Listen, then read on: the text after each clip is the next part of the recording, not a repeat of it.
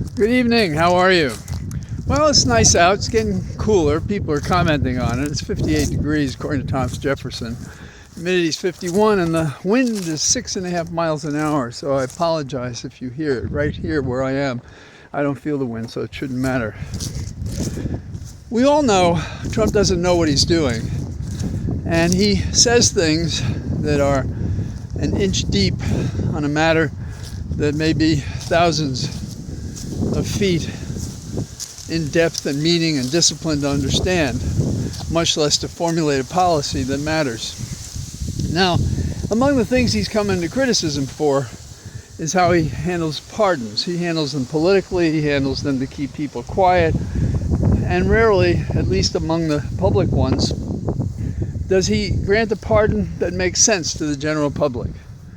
It's playing to the groundlings sometimes, playing to former corrupt allies another time, and just because Trump gets a peek and decides, P-A-Q-U-E, and decides that he is going to demonstrate his power and strength by doing something stupid, like, increasing the tariffs for Canada. Well, he pardoned a crypto billionaire the other days with ties to Trump, claiming, I don't know him. I don't know who he is. This is what he does. Do you have a picture of it? Do you have a recording of it? If you don't, well, maybe it didn't happen. That's sort of the way he does. And it's interesting that tech billionaires are flexing their muscles a little bit, not just getting pardons, but over there in Nevada, a tech billionaire gave $2.7 million worth of cyber trucks to the Las Vegas police with some cover story about, how they move and how they're good and stuff like that. Oh, yeah. An armed camp, that's the objective. Against who? Democrats, liberals, progressives, independents, people who are not entirely white, not male, and goes on and on. If there was ever a division in this country between the bigots and the rest of the nation, this is it. And we'll be watching to see tomorrow in the returns. Is it reflected in the understanding and the belief of the people who voted, even as they're finishing up the elections today and tomorrow? I voted weeks ago, absentee, because you never know what's going to happen on the day of the election. And there's a heavy vote in Virginia early on.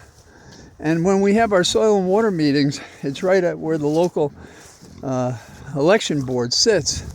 And so you see cars there continuously parking and going in and voting. So there's something going on, and I think it's very good among the people. Now, among the elected representatives, we've had some strong speaking and posturing and even accomplishing something among the Democratic senators. But I wonder if it's about to come to an end, because now there are 8 Democrats in the Senate, lily-livered cowards, who are talking about settling the shutdown at home, at the expense of all the people that would be hurt by the budget, the appropriations as they're now constituted. And who's among them? Well, we have Fetterman, of course. We have King. We have, to my surprise, Kelly. We have Shaheen. So this is a pretty sad and desperate act. Are the Democrats, is the entire group of Democratic senators, are they going to fold? And is this an eve of the election vote posturing, so that people have something to say if it goes the wrong way or the right way? In other words, calculating the system, given what's going on right now, is pretty terrible stuff. But we seem unable to get past it. And so we also have, on the eve of the Tuesday voting, that we're not going to do nuclear tests. Okay, that's good. I mean, do we have to whip these people with sticks to get them to do the right thing all the time?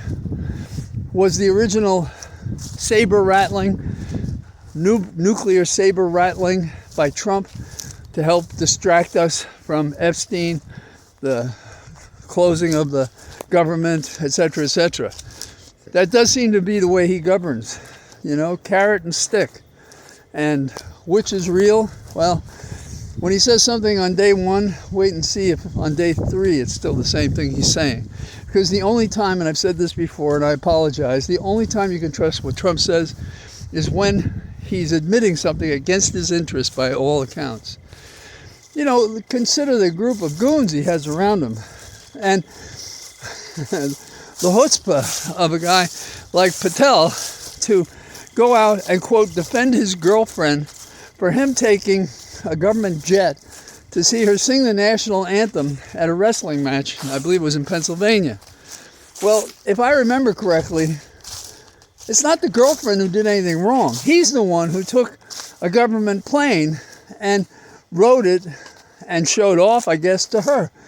Well, you know, we're not into having romances among the cabinet be justifiable just because the person who's the beneficiary of it or the accomplice in the action just feels it's good. So I should be able to do it. No, you shouldn't be.